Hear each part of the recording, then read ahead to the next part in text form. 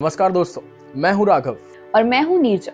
और आज हम बात करेंगे इस साल के एक्सट्रीम विंटर के बारे में जो भारत में देखने को मिल सकता है। कुछ राज्यों में तापमान 3 डिग्री सेल्सियस तक गिर सकता है, लेकिन ये सब क्यों हो रहा है? इसके पीछे का साइंस क्या है? आइए समझते हैं कुछ बड़े रीजंस जो इस साल भारत को एक अनयूजुअल एक्सट्रीम विंटर्स का एहसास करा सकते हैं। सबसे बड़ा कारण है क्लाइमेट चेंज। ग्लोबल वार्मिंग के कारण हमारे एनवायरनमेंट में टेम्परेचर्स के एक्सट्रीम बढ़ रहे हैं और दूसरी तरफ सर्दियां भी काफी अनप्रेडिक्टेबल हो रही हैं।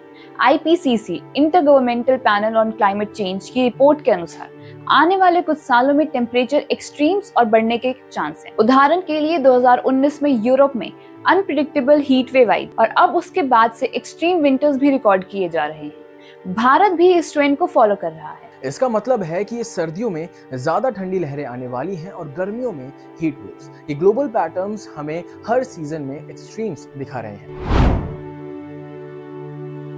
ला नीना इफेक्ट एक मेजर फैक्टर है जो इस साल के एक्सट्रीम विंटर्स को एक्सप्लेन करता है।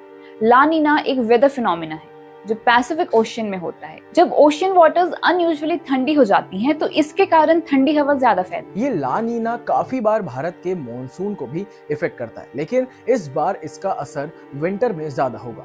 भारत मौसम विभाग यानी कि IMD के अनुसार ला नीना के वजह से इस साल का तापमान नॉर्मल से 2-3 डिग्री ज्यादा गिर सकता है। जैसे ऑस्ट्रेलिया में ला नीना के कारण हर बार एक्सट्रीम रेंज और ठंड देखने को मिलती है, वैसे इस बार भारत के नॉर्थ और सेंट्रल रीजन्स में तापमान बहुत कम हो सकता है।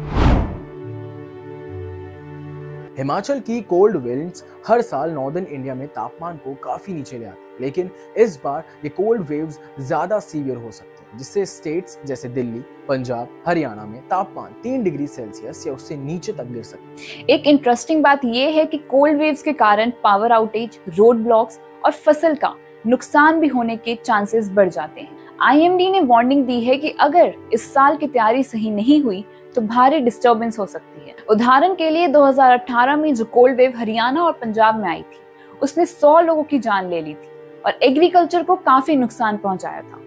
इस साल वैसी ही सिचुएशन हो सकती है। Shifting jet streams. Jet streams एक तरह की स्ट्रॉन्ग विंड्स होती हैं जो कोल्ड एयर को नॉर्थ से साउथ पुश करती हैं। जब ये जेट स्ट्रीम शिफ्ट होती हैं तो कोल्ड एयर सदर्न रीजन्स तक पहुंच जाती है, जिससे एक्सट्रीम विंटर्स देखने को मिलता है। इस बार प्रेडिक्शन है कि पोलर जेट स्ट्रीम के शिफ्ट होने की वजह से नॉर्थ और सेंट्रल इंडिया में ज्यादा कोल्ड एयर एंटर होगी। जेट स्ट्रीम्स का पैटर्न शिफ्ट होना डायरेक्टली इंडिया के ठंडे रीजन्स पर असर डालेगा। For example, jet stream shifts के कारण अमेरिका में 2014 में पोलर वोर्टेक्स का इम्पैक्ट देखा गया था, जिसमें तापमान -30 डिग्री सेल्सियस तक गिर गया था। अब वैसी ही कंडीशन इंडिया के लिए प्रिडिक्ट की जा रही है, हालांकि उतने एक्सट्रीम लेवल पर नहीं होगी। एटमॉस्फेरिक हीट जो होती है वो एक नेचुरल इंसुलेटर होती है जो नाइट टाइम में ज्यादा कोल्ड होने से रोकती है, लेकिन जब वेदर पैटर्न्स रेगुलर होते हैं तो हीट एटमॉस्फेयर से जल्दी निकल जाती है। इससे क्या होता है? तापमान तेजी से गिरता है और एकदम से एक्सट्रीम ठंड पड़ती है। इस बार ये प्रोसेस और ज्यादा फास्ट हो सकता है, जिससे रात में अचानक तापमान ड्रॉप्स देखे जा सकते हैं। फॉर एग्जाम्पल, 2019 में दिल्ली के कुछ एरियाज में दिसंबर की रात वक्त तापमान 6 से 2 डिग्री सेल्सियस तक ड्रॉप हुआ था, जो क्लियर स्काई और लो एटमॉस्फेरिक हीट के कारण हुआ। विंड्स भी एक इम्पॉर्टेंट रोल प्ले करती हैं, खासकर सर्दियों में। अगर high pressure system north India के ऊपर फॉर्म होते हैं तो ये कोल्ड विंटर्स लोअर रीजन्स तक ले आती हैं। इस साल काफी एक्सपर्ट्स का कहना है कि ये विंड का पैटर्न काफी कुछ अनयूजुअल होगा, जिससे नॉर्दर्न और सेंट्रल इंडिया के कुछ रीजन्स में तापमान बहुत ज्यादा गिर सकता है। इस बार पंजाब, राजस्थान और मध्य प्रदेश जैसे रीजन्स में सीवियर ठंड देखने को मिल सकती है। अर्बनाइजेशन के कारण सिटीज में जनरली तापमान थोड़ा हाई होता है due to heat of islands, लेकिन जब एक्सट्रीम वेदर आता है तब ये हीट आइलैंड्स फेल हो जाते हैं और तापमान शार्पली गिर सकता है।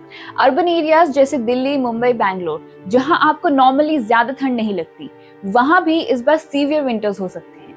हीट आइलैंड के कारण अर्बन टेम्परेचर्स कंट्रोल होता है, लेकिन एक्सट्रीम कंडीशन में ये कंट्रोल नहीं होता। उदाहरण के लिए 2012 में कोलकाता ने अपना सबसे ठंडा दिन देखा जब तापमान 9 डिग्री सेल्सियस तक गिर गया, जबकि नॉर्मली वहां विंटर से ज्यादा कोल्ड नहीं होता।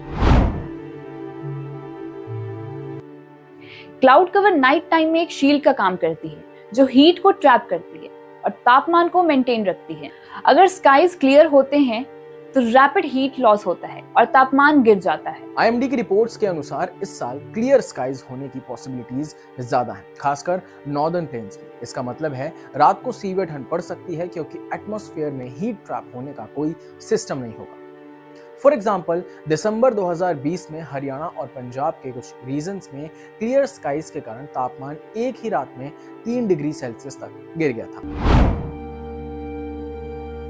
ग्लोबल वेदर पैटर्न्स जैसे पोलर वॉर्टेक्स वीकनिंग या सडन स्ट्रेटोस्फेरिक वार्मिंग एक्सट्रीम ठंडे मौसम की स्थिति को ट्रिगर करते हैं। अगर पोलर वॉर्टेक्स कमजोर हो जाता है तो ठंडी हवा का दायरा और दक्षिण में फैल जाता है, जिससे ट्रॉपिकल एरियाज में भी ठंड का अनुभव हो सकता है। ये एनोमलीज दुनिया के कई हिस्सों में देखी जा रही हैं और इसका असर अब भारत में भी देखने को मिल रहा है। विशेषज्ञों का मानना है कि इस बार का एक्सट्रीम विंटर इन्हीं ग्लोबल वेदर एनोमलीज का नतीजा हो सकता है। मॉनसून का भी सर्दियों पर इनडायरेक्ट प्रभाव होता है। जब मॉनसून कमजोर होता है तो हवा में नमी की मात्रा कम हो जाती है, जिससे सर्दियां ज्यादा सूखी और ठंडी हो जाती हैं। IMD के मुताबिक इस साल मॉनसून का असर कमजोर रहा है और इसका परिणाम हमें एक्सट्रीम ड्राई विंटर्स के रूप में देखने को मिल सकता है। इससे फसल उत्पादन और ग्रामीण क्षेत्रों में ठंड का प्रभाव काफी ज्यादा हो सकता है। फॉर एग्जाम्पल, 2021 में मॉनसून के बाद राजस्थान और गुजरात में सर्दियां बेहद सूखी और ठंडी थी क्योंकि नमी की मात्रा बहुत कम थी। तो दोस्तों, ये थे कुछ कारण जिनकी वजह से भारत में इस साल एक्सट्रीम सर्दियां देखने को मिल सकती हैं। आप अपने इलाके में इस मौसम का अनुभव किस तरह से कर रहे हैं, हमें कमेंट्स में जरूर बताएं। अगर आपको ये वीडियो पसंद आई हो तो लाइक और शेयर जरूर करें और हमारे चैनल को सब्सक्राइब करना ना भूलें। हम फिर मिलेंगे एक और इंटरेस्टिंग टॉपिक के साथ। धन्यवाद।